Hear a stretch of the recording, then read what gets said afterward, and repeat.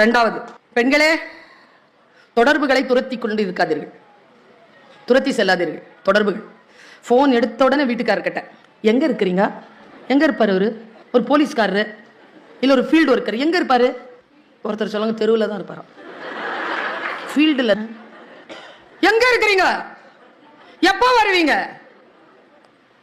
8 கால் 9 கால் எடுக்கல, missed call பார்த்தாருல, பேசுவாரு. பேசலன்னு வச்சுக்கோங்க, எங்க சுத்தினாலும் நம்ம கிட்ட தானே வந்தாகணும். அப்ப கேட்டுக்கோங்க, சோறு போடாதீங்க, தானா எடுத்து சாப்பிட சொல்லுங்க. சும்மாவே அப்படிதான் ஓடுதா, சாதாரணமாவே போட மாட்டாங்களா? அப்ப ஒழுங்கா பதில் சொல்லுங்க.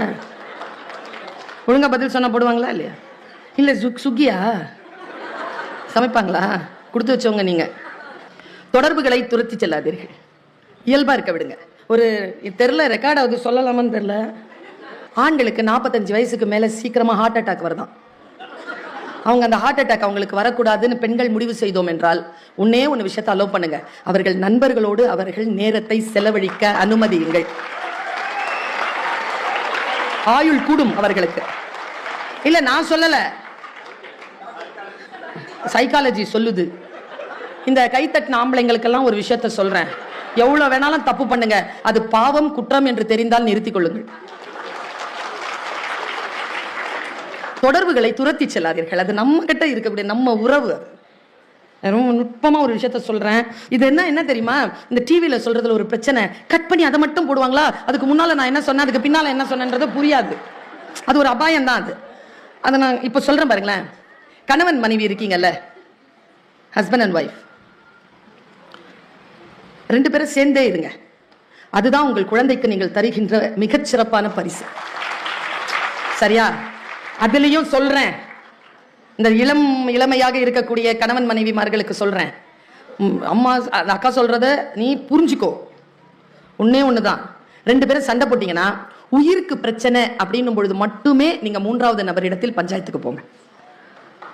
மற்றபடி தயவு செய்து ஒருவரை பற்றி ஒருவர் உங்கள் மீது அன்பு செலுத்துகின்ற இன்னொருவரிடத்தில் குறை சொல்லிவிடாதீர்கள். என்ன அபாயம் நடக்கும்னு சொல்றேன். என் அக்கானா எனக்கு ரொம்ப உயிருங்க, நானா அதுக்கு உயிர். எங்க வீட்டுல என்ன ஏதாவது துன்புறுத்தினாருன்னா நான் அவன் கிட்ட போய் அக்கா என்ன இப்படி பண்ணிட்டாருக்கான்னு அவ ஆரம்பிப்பா, ஐயோ தங்கத்தை எடுத்து தரையில போட வச்சுட்டானே, உனக்கு நான் முதல்லயே சொன்னேன் இது வேணான்னு சொன்னேன், எனக்கு தெரியும் அவன் இப்படி பண்ணுவான். ஒன்னும் பண்ணிருக்க மாட்டார், ஏதோ எரிச்சலா ஏதோ ஒரு வார்த்தை சொல்லியிருப்பாரு, அதுக்கு நான் அங்க போய் சொல்லியிருப்பேன். என்ன காரணம்னா விஷயம் இவ்வளவுதான், ரொம்ப சிம்பிள். உங்கள் மீது அன்பு கொண்டவர்கள் உங்கள் மீது செலுத்துகின்ற அன்பின் விளைவால் உங்கள் குடும்பம் துண்டாகி விடுவதற்கு வாய்ப்பு உண்டு. ஒண்ணு செய்றீங்களா, பளிச்சுன்னு சொல்லிட்டு போற, புருஷன் பொண்டாட்டிக்கு மத்தியில வரக்கூடாதவர்கள்னு ஒரு பட்டியல் கொடுக்கிறேன், இந்த பேரை மட்டும் உள்ள சேர்த்துக்காதீங்க. ஒண்ணு நம்மள பெத்தது, இன்னொன்னு நாம பெத்தது, இன்னொன்னு நம்ம கூட பிறந்தது, இன்னொன்னு அதுங்களுக்கு வாச்சது, இன்னொன்னு அதுங்களுக்கு எல்லாம் வாச்சதுனால நமக்கு வந்து வாச்சது. இதுங்களை உள்ளேயே விடாதீங்க, பேசி தீர்த்துக்கோங்க. என்ன சொல்ற, கோபம் இருந்துதா, ரொம்ப துன்புறுத்துறாங்களா, சேர்த்து வச்சுக்கோங்கிற. நான் எங்க போயிட போறாங்க, 60-65 வயசு ஆகட்டும், ஒன்னொன்னா எடுத்து அப்புறம் பார்த்துக்கலாம். குடும்பத்தை மட்டும் பிரிவதற்கு, கணவன் மனைவி பிரிவதற்கு ஒருவருக்கு ஒருவர் காரணமாகி போகாதீர்கள். குடும்பம் சேர்ந்தே இருக்கட்டும். சரியா? இந்த மனசு இருக்குல்ல, அது எல்லாவற்றையும் உள்வாங்கக்கூடிய தகுதி படைத்தது. அதனால் நல்லதையே யோசியுங்கள், நல்லதையே பேசுங்கள். நாம் நினைத்தால் நம்முடைய விஷயங்களை, சில விஷயங்களை நாம் தொட்டு விடலாம். இந்த உலகம் நம்மை நஷ்டப்படுத்தும், ஆனால் தோற்க கூடாது. நம்ம நஷ்டப்படுத்தும் இந்த உலகம்.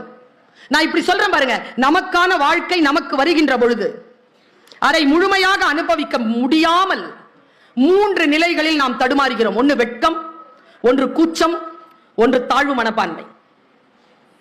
ஆண்களுக்கு அது இருக்கு. அதுக்கு என்ன பேர் தெரியுமா? Gentleman syndrome. நான் அதை கேட்ட